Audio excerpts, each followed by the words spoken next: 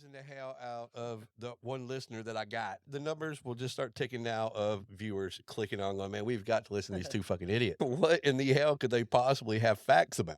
So Well, I'm gonna turn it over to you for just a second and make a point. Let's start there. Let's just start very simple. Make a point. you want me to make a point? Just make a point. Here's the greatest point I can give anyone. Okay. Jesus is the only way we're out of the mess we're in. That's it. That's my main point. If you don't know Christ, you're done. Because that's what this whole thing is about, man.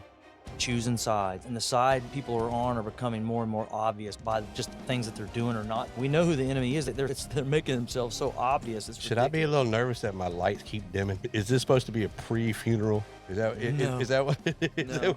I told you to make a point, and you still confuse me. The point is, you better find Christ and quickly. Yes. Where do you want to begin tonight, man? First of all, let me say right off the top that I'm not bringing any kind of theory to the table. Everything that I'm talking about is absolute fact. Whether you can accept it or you can't accept it, it is not my problem. I'm telling you the truth. It is that simple. I've studied some of the stuff we're talking about tonight for over 6-7 years now. I have saved every piece of information I've either found or captured myself, and a lot of the most interesting stuff. And I'm not saying this because it's just me. I have just absolutely captured some things I have never seen anyone else capture. I'm going to be stuck in the theory position. Is that I am not convinced of 100% on hardly any of this. You are very passionate about this. I've never won an argument with you. It's funny that you've mentioned that because my mom, who passed like right before Christmas this last year, Sorry to hear that. and she used to tell me years ago that she always thought I should be a lawyer. She said, if ever you know that you're right about something, you will never win an argument. And you fooled her. You became a defendant. I sure as hell did. That's like saying, hey, mom, screw you. I'm going to do the exact opposite of what you tell me to do. Want me to be a lawyer? Fuck it, I'm going to be a felon. You would make a good lawyer. You'd make a good lawyer. I actually do believe I would be a good lawyer, but the thing is, you don't want to do it. I don't need to go to a daily job where it's nothing but bad stuff all the time. It's so corrupted most of the time. And that's another thing, too, we can touch on also, but it's just, they're so corrupted. And that's actually the felon thing you're referring to earlier is how I discovered. No, it was actually a joke. I really wasn't getting that personal. Let's talk about that, honestly. I don't mind talking about that. That's a question. Can you vote? I have voted. You being a felon. I have voted since that happened, so I don't really know what the answer to that question is. But would I vote now? No. There's no reason. I mean, there's not an election today, but there's no reason to.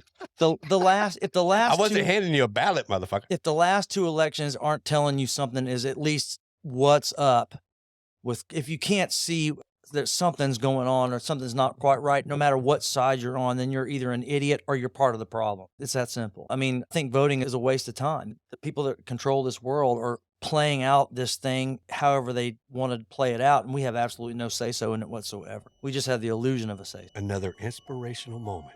Yeah. Here on the D's Nose Venture. Let me just explain to you what the vaccine actually is. That's where we need to start. It's a shot. Or actually, better yet, let's start with what it isn't. And what it isn't is a vaccine. It has never been intended, nor is it intended now or ever will be intended to be something to keep you from getting a disease or to keep you from dying from anything or to keep you from getting COVID or anything like that.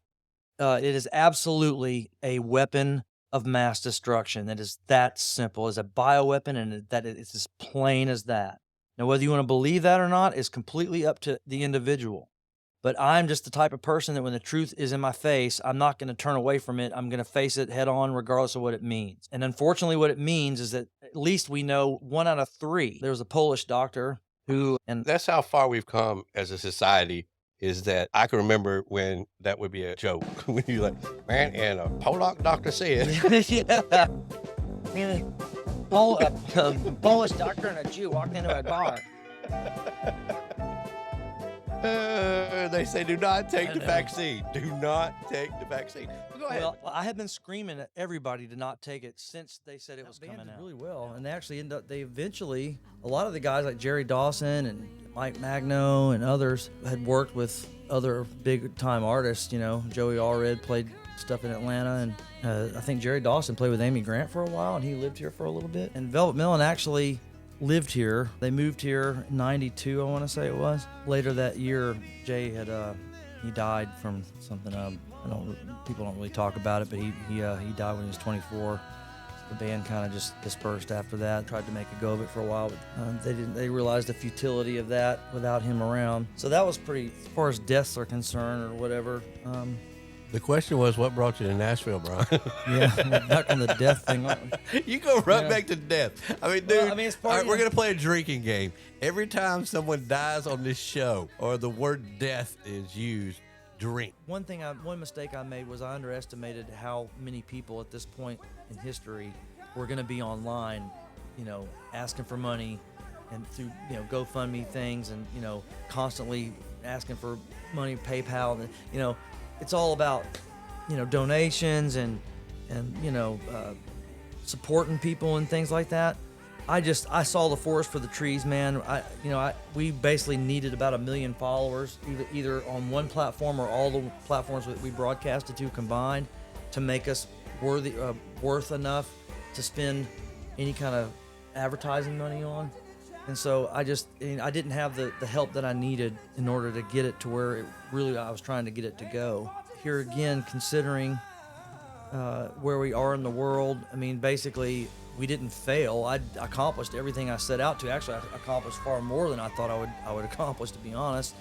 But when the pandemic happened and took away all the live events that we could have possibly done, it just kind of drained all the motivation I had. Because we had gotten to a very high point at that point, because we covered CMA that year, or the last 2 years. We were approved for passes to do that kind of thing. Would you say that the pandemic killed the Nashville Loop? I would say Drink. I would say it partially did, yes. But the good news is I still have over 50 terabytes of content, which I'm very glad to have, because I believe that the content that I am in possession of is the formative years of Whiskey Jam. It's the, from Drummer Jam 5 on up to when they've stopped doing those. I've got Bluebird Cafe history, Fiddle and Steel history. I have a lot of stuff, because where Nashville is right now is exactly what I didn't want to see happen. It's just one gigantic cover song in every bar downtown, as opposed to like New York, where it's a original show in every theater you go in that's badass produced and just something worth going to pay money for. But now they've just, turned Broadway into one gigantic cover song, which I'm partially responsible for. Honky Tonk Disneyland. Exactly. And so I did not want to see that happen. I think the integrity has been lost as far as, what could have been done down there. But that's where, Brad and them just didn't see or didn't want to do anything like that. So, so I do find it funny that now you got these artists down there building their own bars and having original shows and stuff like that now. So it's kind of like that now, but a little bit in some form, I guess. But Well, nobody has done an original theme bar yet. mm-mm. They're supposedly coming in 2023. Garth and Eric Church, Yeah. they're supposed to be doing some original stuff in there, but we'll see, man. We hope you enjoyed episode 8 of The D's Nuts Banter. A huge thank you to both of our amazing guests tonight, George Bruner and Brian Taylor. Some of this episode's music was live recordings from the Nashville Loops archives. Visit www.nashvilleloop.com to find a treasure chest of amazing content.